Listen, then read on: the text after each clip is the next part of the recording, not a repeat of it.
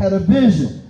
He said if the Greenwood district of Tulsa was destroyed and the new Black Wall Street, the Black Wall Street originally was destroyed, it's a wound in the soul of Black America. He said, why not recreate a facsimile of it? And that's what this represents. And so his spirit is here. It should always be called when we do libation because of the incredible contributions that he made. We honored him at the State of the Black World Conference with a legacy award, as anybody can attest, because of that. I regret not having an opportunity to see him before he passed. But what is more important is that we must work not to see that the new Black Wall Street passes. That becomes really a tribute, not only to him, but for all of our sisters and brothers who have labored in the venue like him.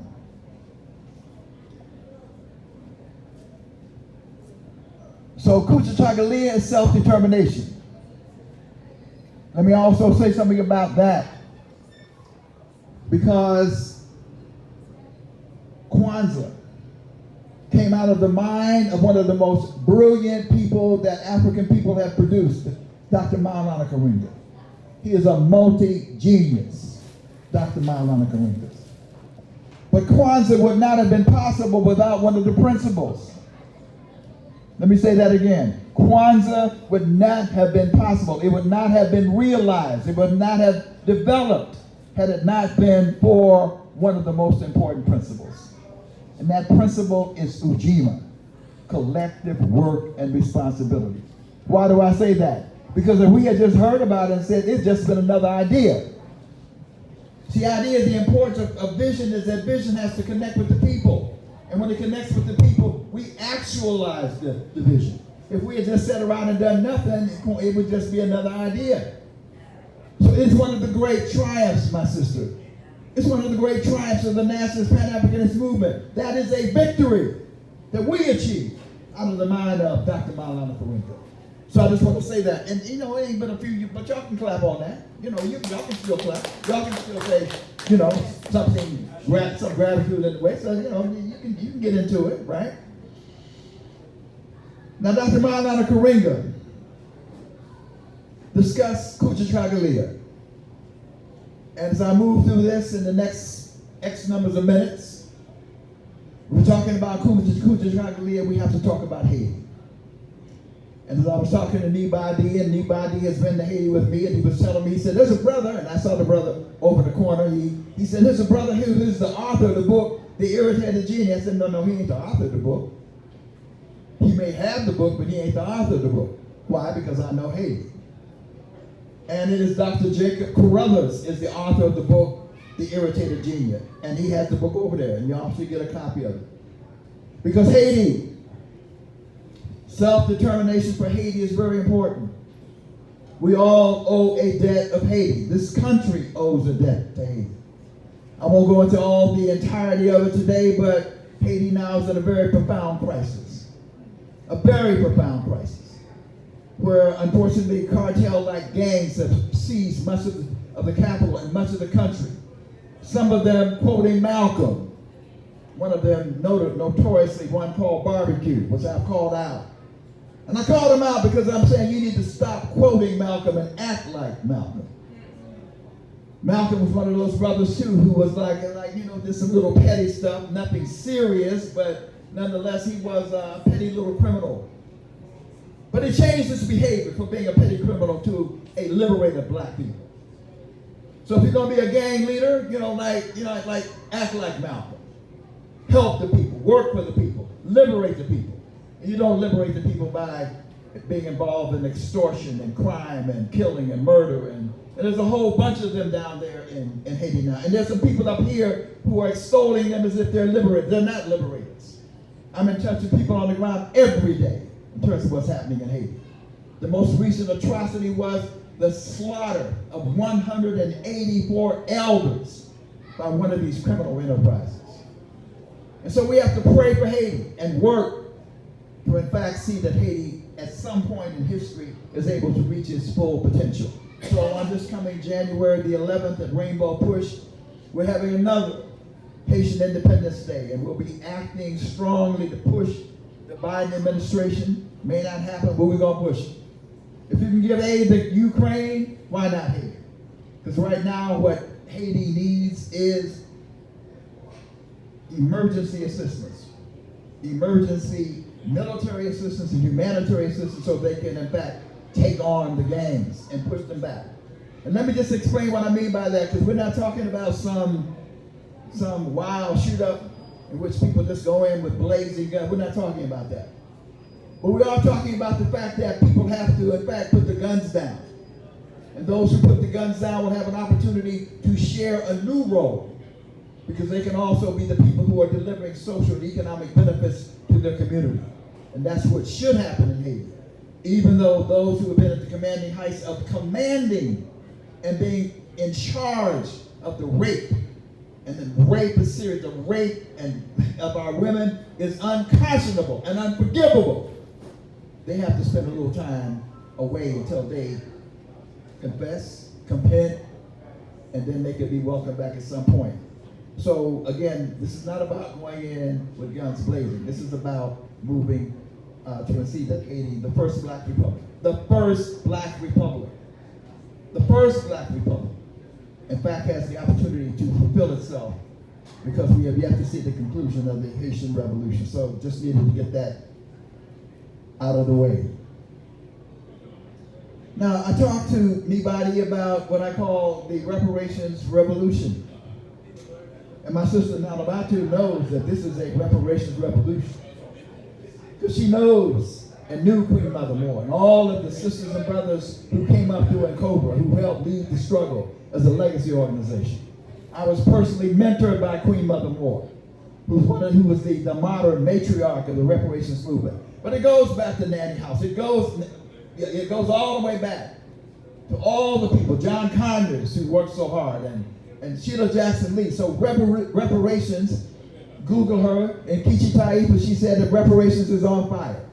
And reparations is on fire. People who never ever believed that reparations was possible know that reparations is now possible, because it's being achieved all across the country.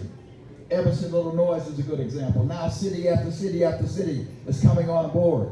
We were this close, and we had hope that Biden would have an Emancipation Proclamation moment and enact H.R. 40 by executive order. Now, it would not have lasted, because the orange man would have rejected it. He would have rescinded it. But that's okay. Biden should have been bold enough to do it anyway. The rescission would have been important, because it might have convinced some of the people who somehow saw in the orange man a hero, and they're liberated that he ain't that. It would have revealed who he really is. So we're still hoping, still pushing, still putting pressure on Biden to act. And he has done some good things. There are a whole lot of people who have gotten the census community, more than anybody in history. This whole notion that he has done, there's a whole story that needs to be told that has not been told, in terms of the record on the black agenda of Joe Biden. Joe Biden, the most consequential president of the United States, in the same spirit of FDR and Lyndon Baines Johnson, right? And I'll stand toe-to-toe with anybody on that proposition. In terms of things that benefit black people, the problem is that we have this issue of people not talking about what it is they do and what they have done and how they've done it. And so there was all ample reason, in fact, to be in a situation to make sure that in this moment of grave danger, that people did not sit it out, did not stay home and say, we don't understand, no difference between the parties, all of those things. These are things we're gonna have to work on in terms of educating our community.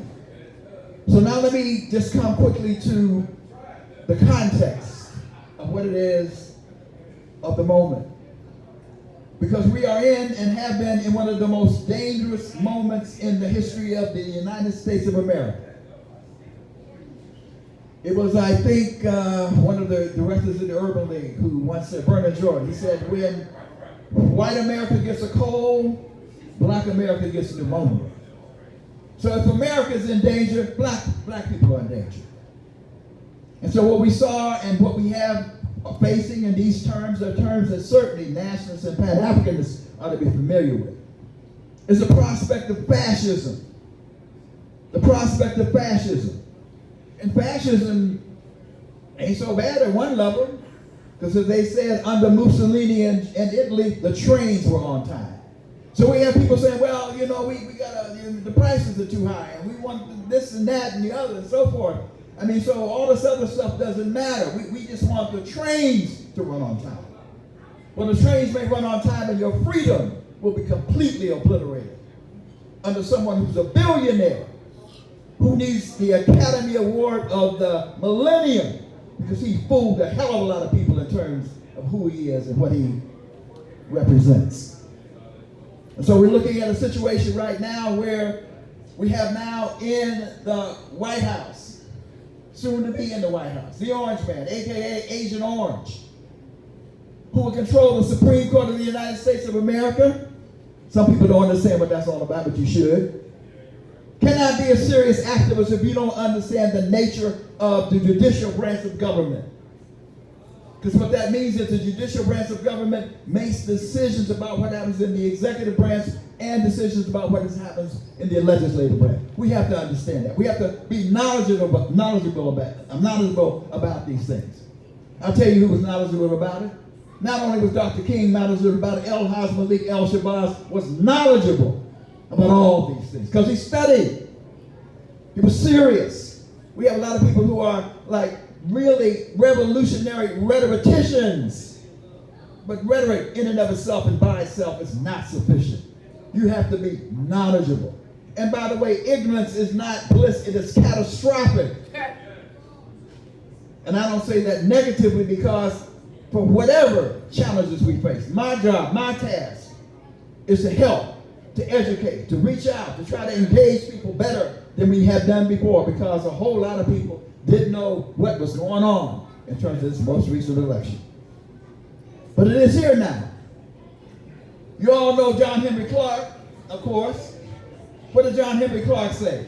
He said that white nationalism is the enemy of black nationalism. Well, who do you think these people are who have now ascended? If you just look at television, look at the reports. The people who have ascended to power are largely white nationalists, white superiorists, racists, who are non-voters, by the way. They got their butts up off the couch because they found somebody who represents their ideology.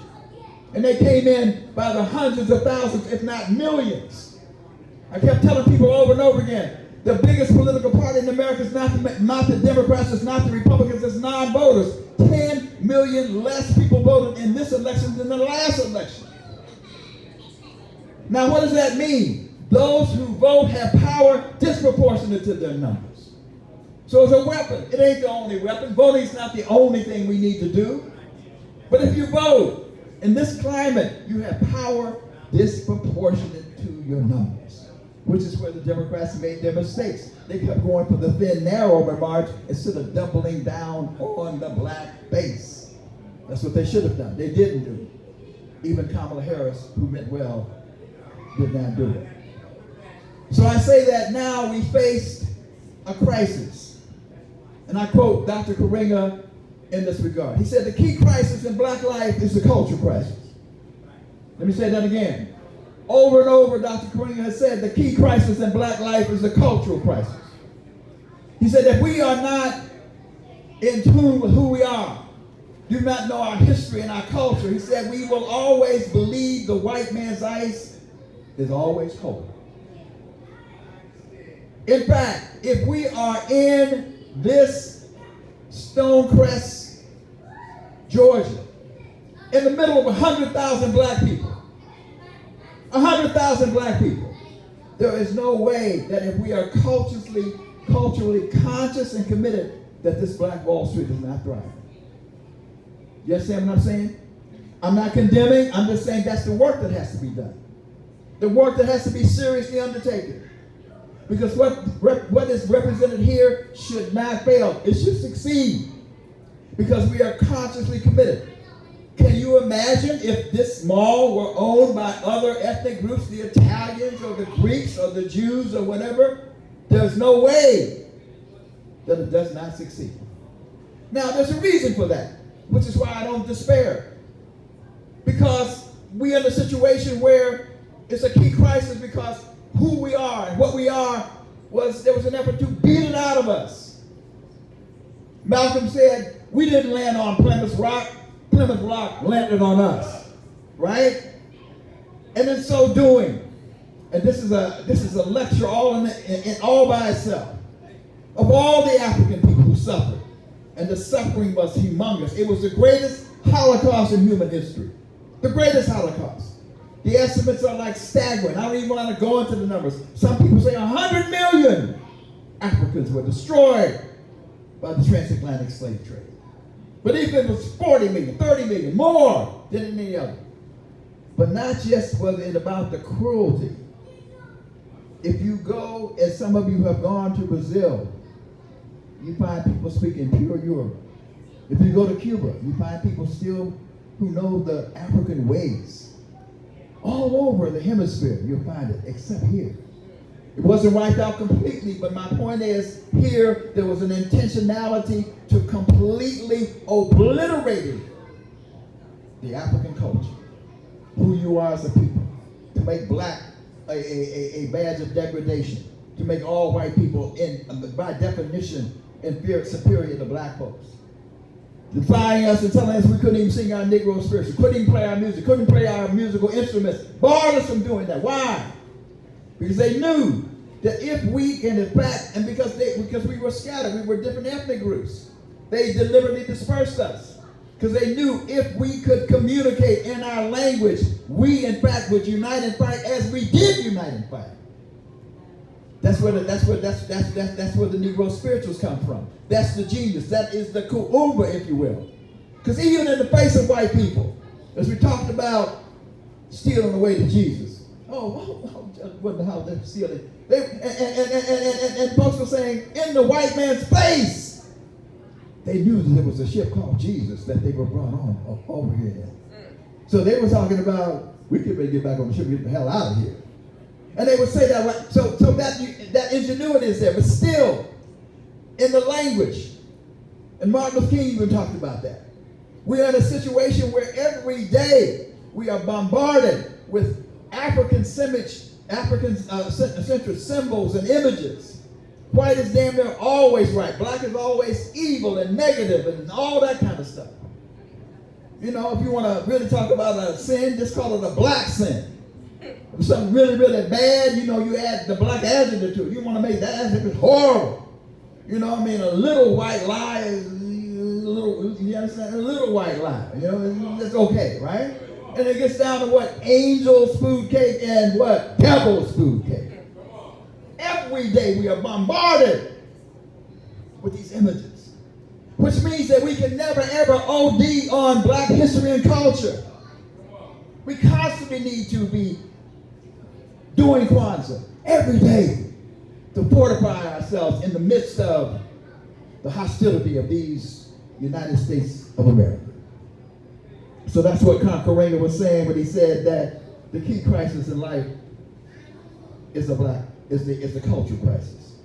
And so in order, what I'm talking about and have talked about across the country, in the face of this crisis is a need for a cultural offensive. A cultural offensive. To educate our people over and over again about who we are so that we will in fact be supporting black businesses, black educational institutions, black enterprises. We'll be in a position to do what Malcolm said. He said that black nationalism only means that we will control the economics and politics of our community and social life of our communities. If you go to Harlem, we're being eaten up by gentrification. The displacement of black people and black culture. All across this country, gentrification is one of the key issues. And then internally, the fratricide, the murder of our own people by our people, which is so painful, is a consequence of, again, the absence of culture.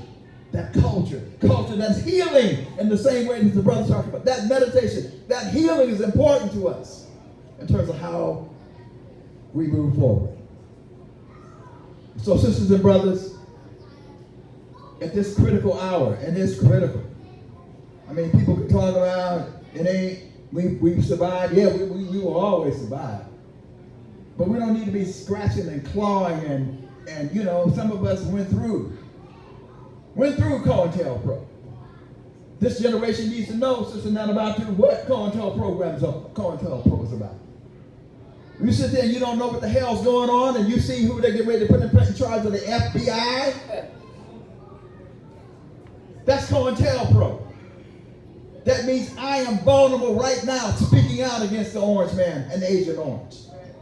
They say, well, that ain't no big deal. Well, it ain't a matter whether I'm innocent or not. If I'm accused, I got to spend money to defend myself. Then I got to come to y'all. We have to create the Ron, because I'm broke. I got to have the Ron Daniels Defense Fund. The anxiety. He is even going after people like Liz Cheney. You know what he'll do with people who are, that's all a part of the program. In the name of, we want groceries to be, and I'm not denying that. We need grocery prices to come down, as if now he's telling you, I don't think I can magically wave a wand. You damn right you can't wave a wand and bring no grocery prices down. And by the way, one of the problems is people walking around here talking about Trump gave us a check. Well, he's an egomaniac. He didn't give you the check. That was Nancy Pelosi in the Biden administration. The egomaniac wanted his name on the check. But because you don't do nothing but groan and moan and you don't study, you thought he gave it to you. But even if he gave it to you, what did he give to the Central Park Five?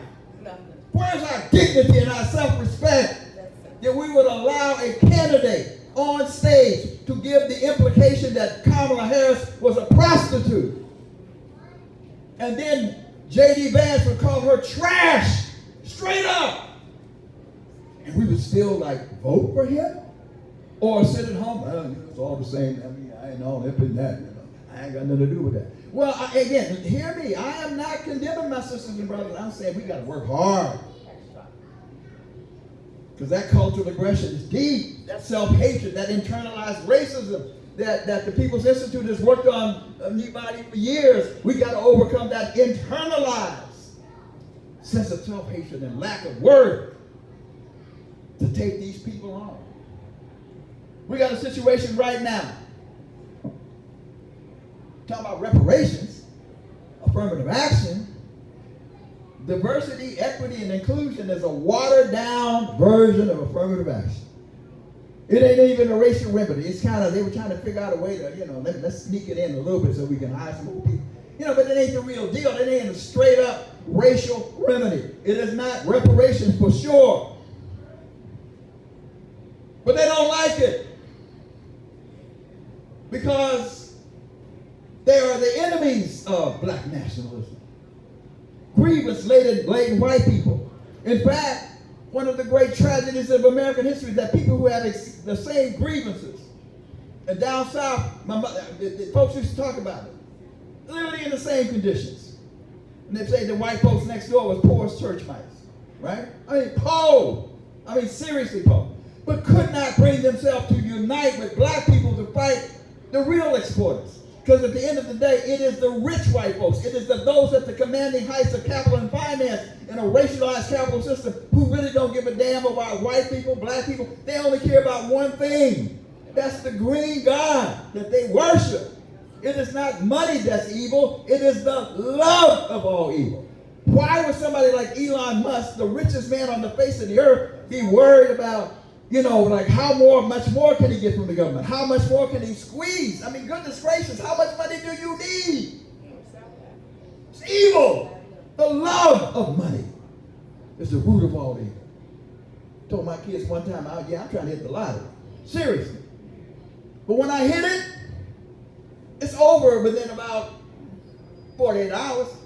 I take enough to take care of my family, some key things, and the rest of it, your organizations, it's the Ron Daniels Foundation, the funding movement. What the hell do I need with all this money? For what? How many more masters? How many more masters can you have? It's the love of money. So we got this white boy. Google him. His name is Robbie Starbucks. Robbie Starbucks. Single white boy. Single white boy who has single-handedly decided that this diversity and inclusion that they hate and this wokeness that they hate. Did you hear what Trump said about wokeness the other day? Being woke, calling people correct, trying to be decent to people, that wokeness. He went and he could say it openly. He said, wokeness is bullshit. Can you imagine Obama saying something like that and what would happen to him in America if he said some stuff like that? Can do it every day. This is the president-elect. This is the man who's getting ready to go into the White House. Goes before an audience and says, wokeness is bullshit. And evangelicals, so-called Christians, will put aside their faith in order to advance their retrograde, right-wing, racist agenda. And yet we so this white boy, Robbie Starbucks, single-handedly using social media, is threatening to bring Walmart and these big corporations that are using diversity, equity, and inclusion to their needs. And they're capitulating. Walmart the other day got shaken. Okay, Mr. Walmart, we'll do whatever you say. Whatever what you want. Now, what does that mean? Do you know how much consumer power is in the hands of black people? It's a couple $1 trillion that we have in our hands. In effect, what he's saying is, black folks ain't going to do a damn thing.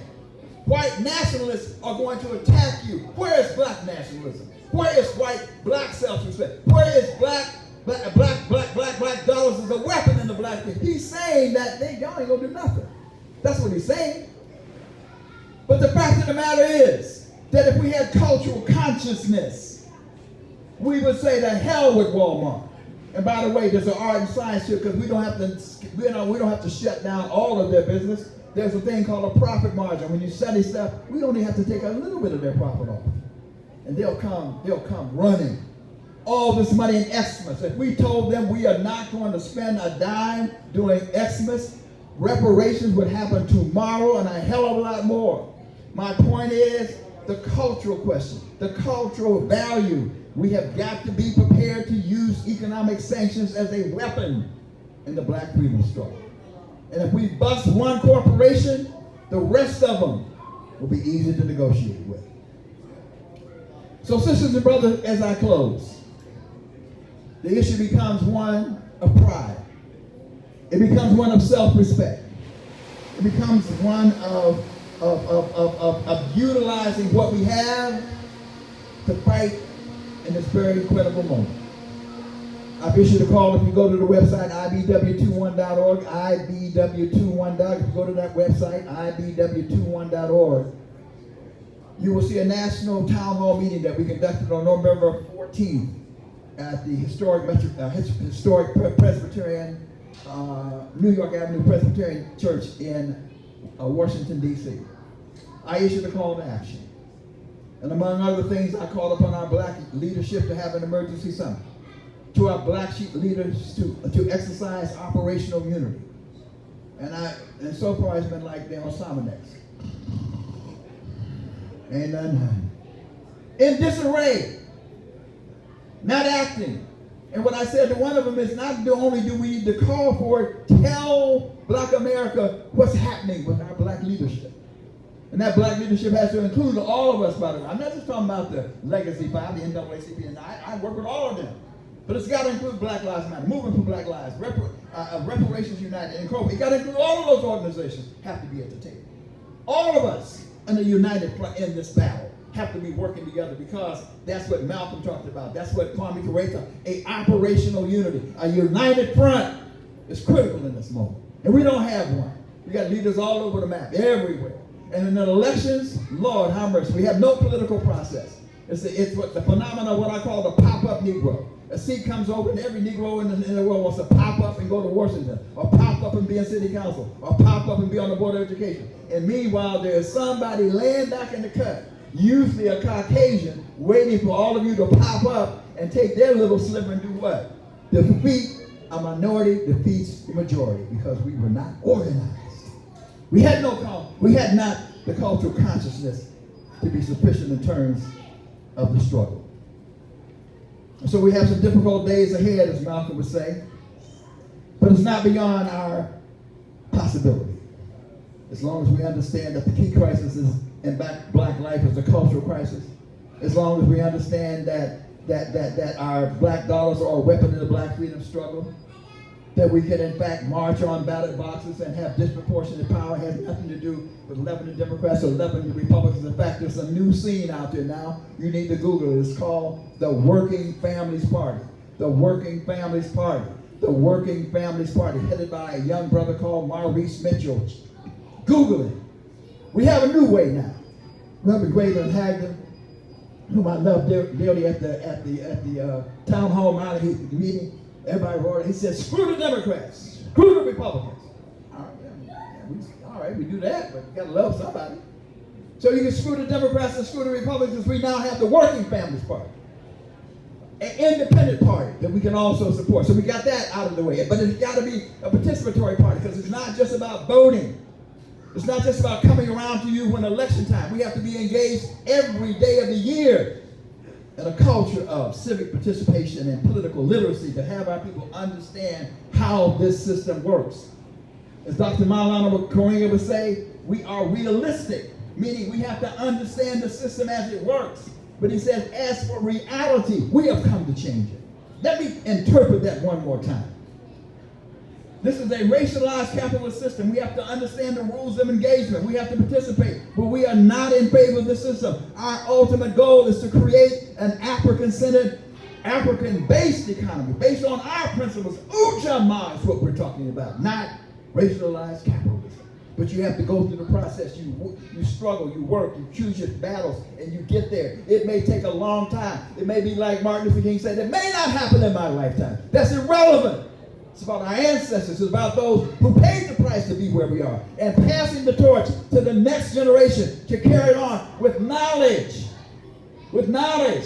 Because again, ignorance is not bliss, it is catastrophic. You have to pass on that knowledge. So I close with a pledge that I did some years ago called A Pledge to African People. Because at the end of the day, we also have to know who we are. I am thankful for Queen Mother Moore for helping me to understand who I am. What a brilliant woman Queen Mother Moore was. She would get up and say, "Why are you calling yourself a Negro? You're not a Negro. Why are you calling yourself a Negro?" "I'm black." "Black? Why are you just calling yourself black?" She said, "Where's black land?" She said, the Italian is an Italian because there's a land called Italy. Polish because there's a land called Poland. Greece because there's a land called Greece. Where is Negro land? Where is black land? Why are you running away from who you are? You are African. That's who you are. May not be able to know what ethnic group you're from, but the one thing you know is you are derivative from the continent of Africa. And why are you ashamed of who you are? Calling yourself a Negro. And whether or not this was actually true or not, I don't know. But the Queen Mother would say, I'd rather be a Negro than a Negro. She said Negro, Negro in the Latin and the Portuguese and all that is it's black, right? But it's black negative. No, not never shall you grow black.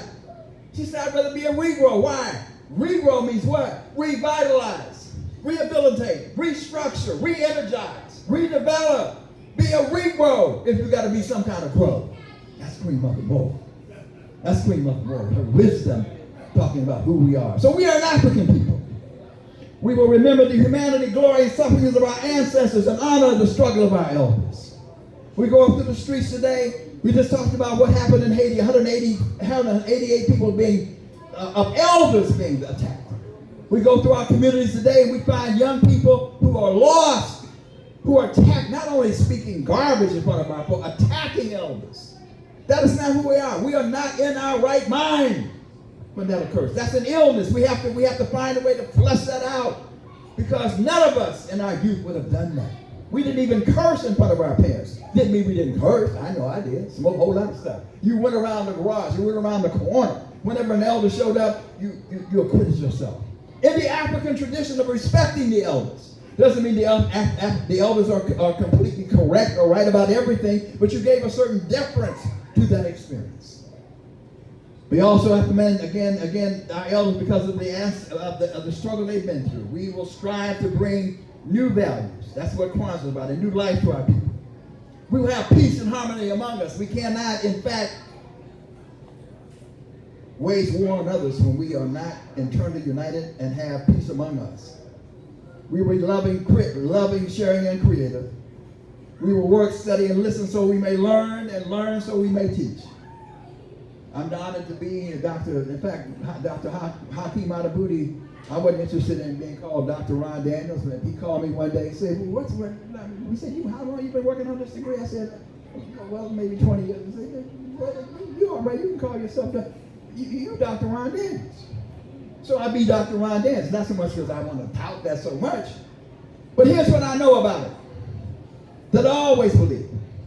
I know that this degree does not belong to me. It was achieved by those neighbors who were watching me and would tattle on me and tell when I was doing something wrong, helping to guide me. I know their names. In my book, I call them out. I owe them. I owe my education to them. Therefore, I am obligated to share my education, to share my talent, to share whatever I have to my people. It is not mine. It is not a capitalist enterprise. It is something that I must share. I'm obligated because it does not belong to me. Because without the village, I do not exist. We can teach that as we go along. Work, study, and listen so we may learn so we may teach. Cultivate self-reliance. Garvey talked about that, didn't he? We will struggle to resurrect and unify our homeland. Africa is the richest continent on the face of the earth. Du Bois talked about it, the richest continent on the face of the earth. There is no way except for our backwardness that anybody in Nigeria should be suffering, or in Ghana or anywhere else, and that other people should be controlling our continent. It should not be happening.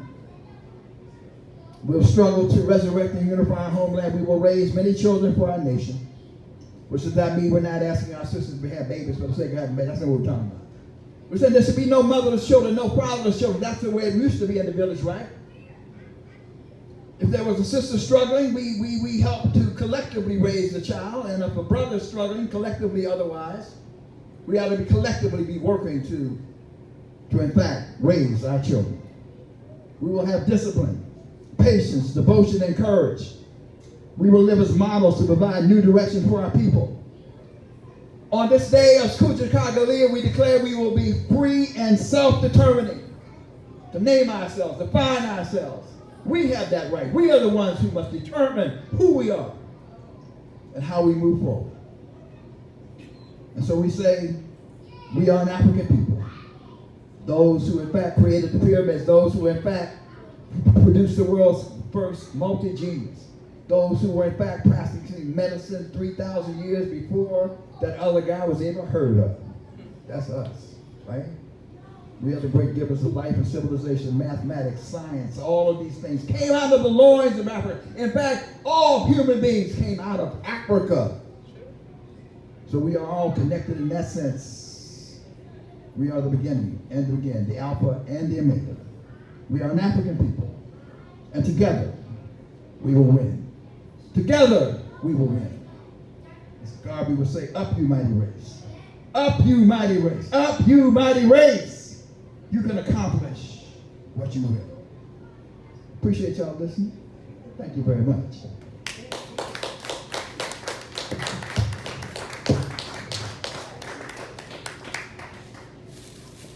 It's a real treat that we need to take. I don't know where the recording is going to go, but we need to have that recording so we can pass it on. Brother, where can we get the recording so we can pass it? Talk to you, okay. Thank you so much. And now we're going to close out. We're supposed to close out with our Harambe's. So those of us who are still here, we make a little circle, close out in the right.